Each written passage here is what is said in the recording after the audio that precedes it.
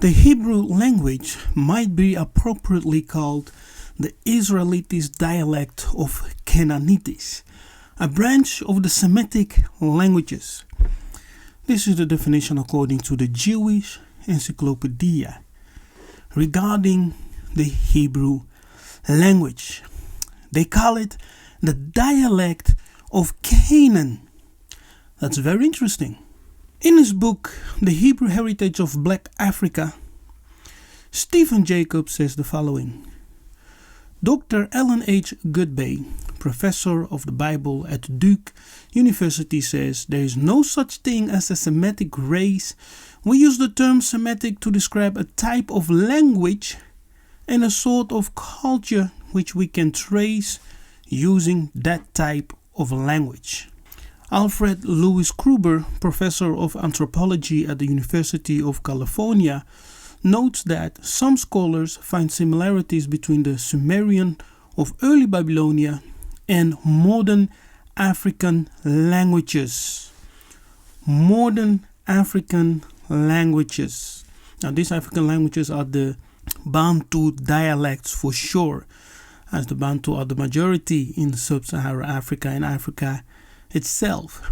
This observation lends some credence to the more specific findings that the dialect of Abraham's family and the Israelites was of African origin. The dialect of Abraham's family and the Israelites was of African origin. And this dialect is called a Canaanite dialect, right? An African dialect, African language. This language is the Kikongo. Yes, these are the Bantu languages.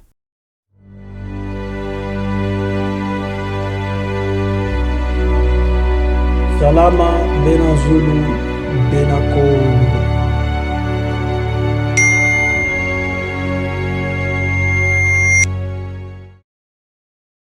In this book, the Atlas Geographus, or complete system of geography, of ancient and modern for Africa, there's a small quotation here that I want to read. Judaism was the religion of the Africans for a long time. It was before Christianity, before Islam conquered Africa. Judaism was the religion of the Africans for a long time. What happened and what Judaism are they talking about? Are they talking about the Talmudic Judaism? Are they talking about the Judaism of the so-called European Ashkenazi Jews? No, it is not what they're referring to. They're referring to the ancient tradition of Africa, the doctrines of Yahoo, the ism of the people of Yahoo. This is the original religion of the Africans, or let's say the Bantu people. Among the Bakongo, this is known as Kongo, the way of Congo, the way of God, because Congo is also a name for God, the way of Congo, Bokoko, the ancestral tradition. I am Nabi Kefas, Matondo. Thank you for watching. Thank you for being a supporter and a subscriber to the channel. And in this video, we gonna look into the seal of Hezekiah, and we're gonna study the symbolism on it, and we're gonna also look into the written text. The seal of Hezekiah is an ancient clay seal impressions, which is also called a bulla, discovered near Jerusalem's Temple Mount, dating to the late 8th century BC, and potentially belonging to the King Hezekiah himself as his own royal seal. So it's interesting to know that on the bulla of Hezekiah, we read in Hebrew belonging to Hezekiah, son of Ahaz, king of Judah. Yes, and we're gonna look into this, and you're gonna see and realize that this seal is truly a great evidence that the kings of Judah were Bantu-Kongo people. Incredible. So let's jump into it and let's have a look. Now, first of all, it's good to know that according to scripture, 2 Kings 18, we read the following. He, Hezekiah, did what was right in the eyes of the Lord, Kongo, just as his father David had done. He removed the high places, smashed the sacred stones, and cut down the Asherah poles. He broke into pieces the bronze snake, which is the Nehustan, right? Nehustan, Nyoka, the bronze snake Moses had made. For up to that time, the Israelites had been burning incense to it. Now, according to scripture, Hezekiah did what was right in the eyes of the Lord, Yahweh, Kongo. So he was a righteous man. So it's very important that we establish the character of Hezekiah first. The Bible tells us he was a righteous man, a man who feared the Most High, who walked in the commandments of the Most High, a man who loves his people. So he was a righteous and a spiritual king of Judah. When we zoom into the bulla,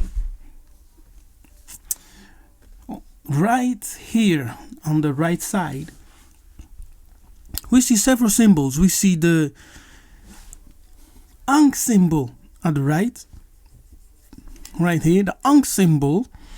In the Hebrew text, in the Masoretic text, it's present as Anoki.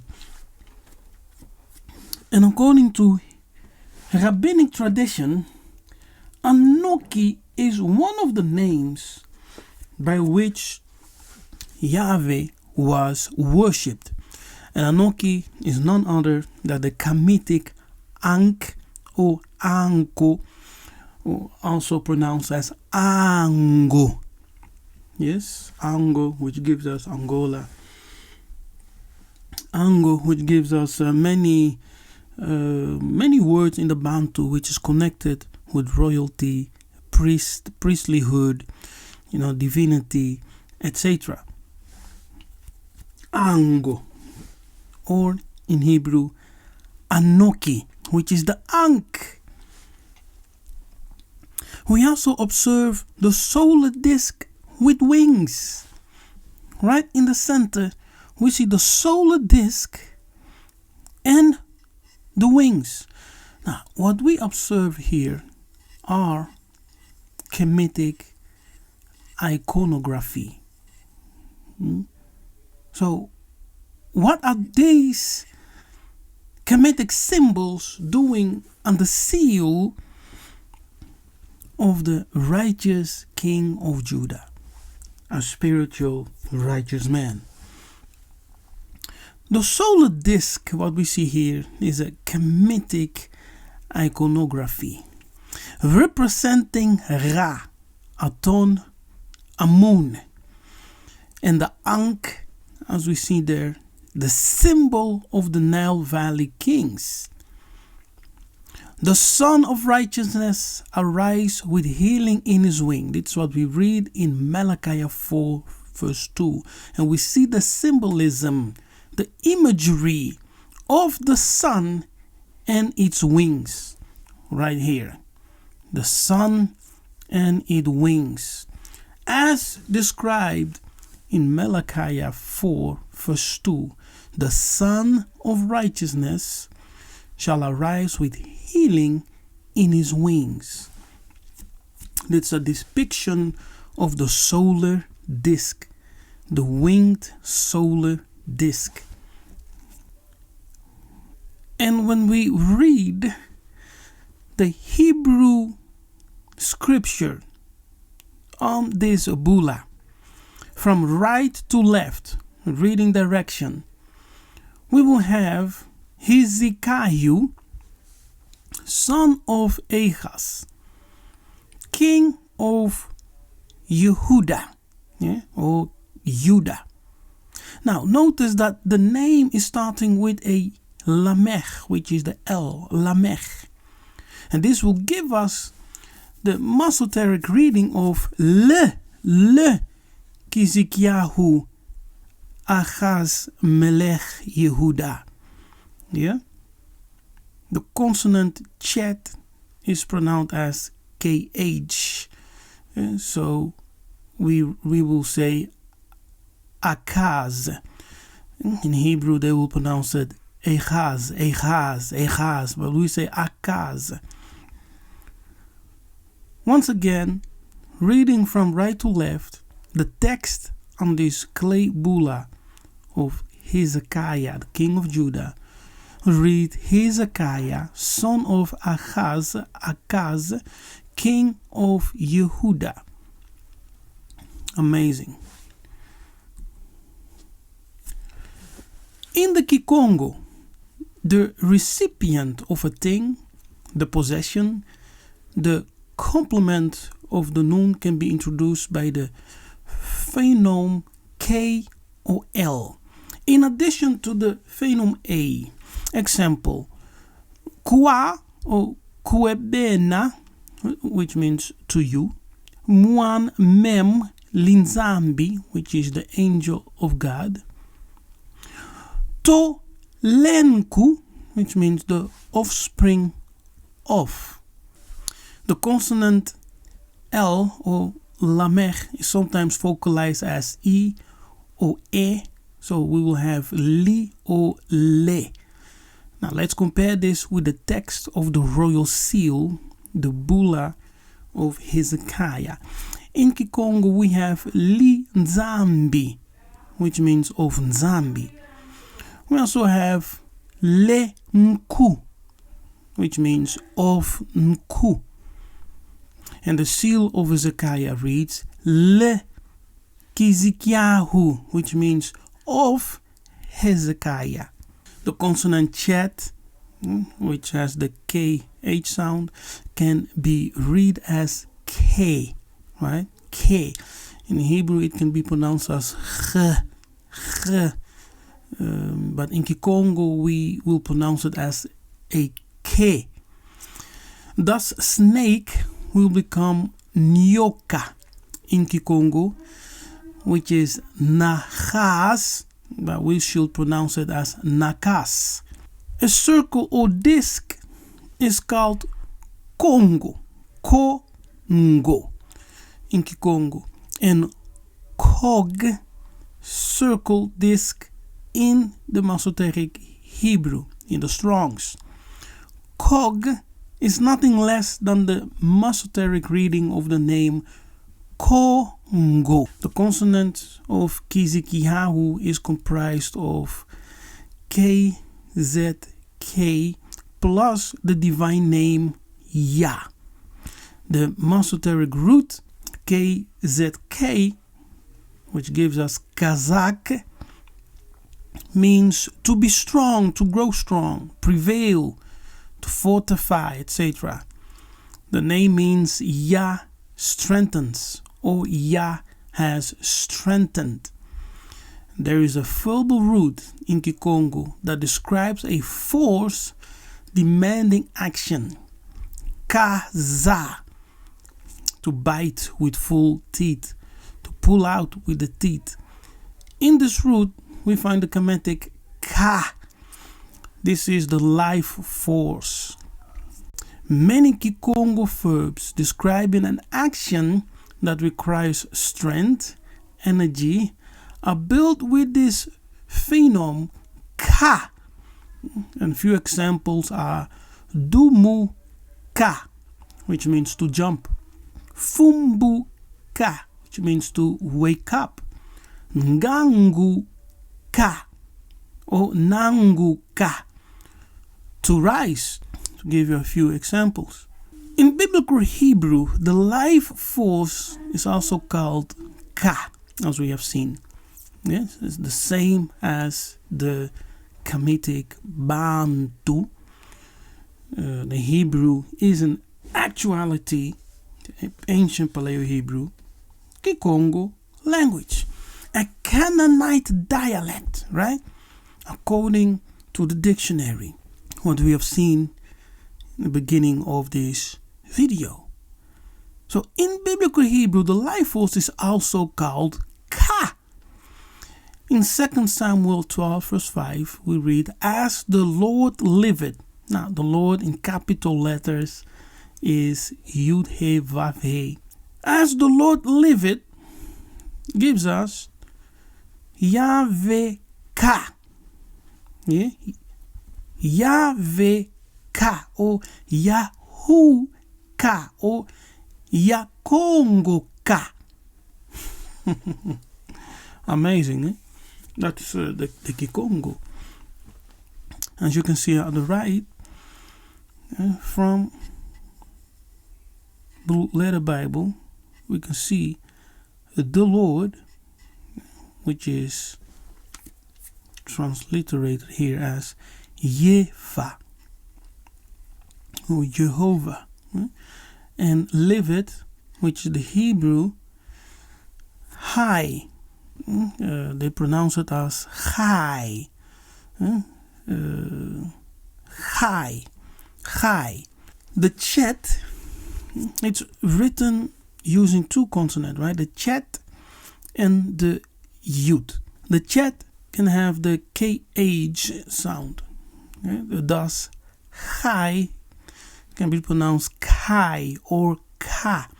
Life force from the root Chaya, which is Kaya, to be alive, to revive, etc. The he at the end of the word Chaya is silent. Chaya can be read as Ka, which also brings us back to the life force that enables one to act, to move, to be alive. So in biblical Hebrew, the life force is also called Ka. Yes, the only difference is that from the Mesoteric or even modern Hebrew, they pronounce it as Chaya. Kikongo, Kaya or Ka, which means to be alive, and to possess the life force that enables one to act, to move, to be alive. And based on your Kaya, your movements, your activities, right? And everything you're doing on the earth through your Ka, a book of your life is also being written. And when you fulfill your life on earth, that book, which was written based on the manifestation of your Ka, it will be read before the Council of Zulu on the day of judgment. The consonantal root of KZK gives us in Kikongo Kazaka. Kazaka. Plus the divine name Yahu, we will have Kazakayahu. The name Eges or Akaz, which means to seize or hold, also has the Ka root. Ka being the vital life force, right? Life, which enables anyone to do anything. So the Ka is the root also of the name Akaz. To do anything, you need the Ka, the force. In Kikongo, the Kazi is the leader, the strong man, the one who possesses the force ability to lead, the one who holds the Kanda, which is the family, the clan. Akaz, as king, was indeed a Nkazi, a powerful man, a leader. In Zulu, the word is pronounced Nkosi, leader, king, lord. The A and Z in Kazi are focalized as O and S. So we have Nkosi. In the Kikongo, Nkosi means a lion. It's also a reference to a leader. Malek in Hebrew, MLK, is Malaki in Kikongo. The name carries, among other things, the idea of counsel, advice, and teaching. Among the Bantu, the king is an instructor of his people and the guarantor of the general prosperity. MLK is also the root of the biblical word Malkut, meaning royalty, power, reign, kingdom. The older equivalent is Mamlaka, what we see in Genesis, I believe Genesis 11, when they talk about the kingdom of Nimrod. Yes, the word used right there is Mamlaka, which also is a reference to kingdom. Malkut is very close with the Kikongo Makuta, which is the rhythm that accompanied the coronation ceremony of the kings of the Congo. So we see inscribed in the bulla of King Hezekiah this clay seal. In Kikongo it reads Le Kazakayahu Inkazi Malaki Yahundi. In the Mesoteric Hebrew, it will read Le Hezekiah Achaz Melech Yehuda. Here we see some additional seals from the same 8th century BC, made of red carnelian. The seal is set in silver pendant. The four-winged scarab of evident Egyptian influence was a common motif in Western Semitic glyptic. The two-winged one seems to have been the royal emblem of Hezekiah, as can be seen in impressions of his seals. And this is another one. You can see like a lion with a falcon head, and lion and leopard in the Kikongo tradition actually, one and the same. The same seal from the 8th century, made of white and brown agate. This egg-shaped seal was probably engraved in a ring. It dates back to Hezekiah's kingdom and clearly shows the influence of Egyptian iconography, thus reinforcing the evidence of political and cultural Kemetic influence on Judah.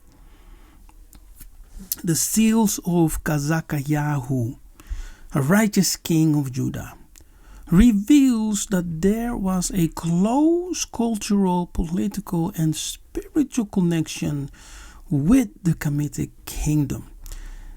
Hezekiah was a Bantu ruler of Kongo origin. Ingeta. I am Nzambi Kefas. I hope you enjoyed this short examination of the seal, the bulla of Hezekiah from the 8th century BC. Kembu natata Nzambi Ampungu. Until we meet again, may Kongo reign.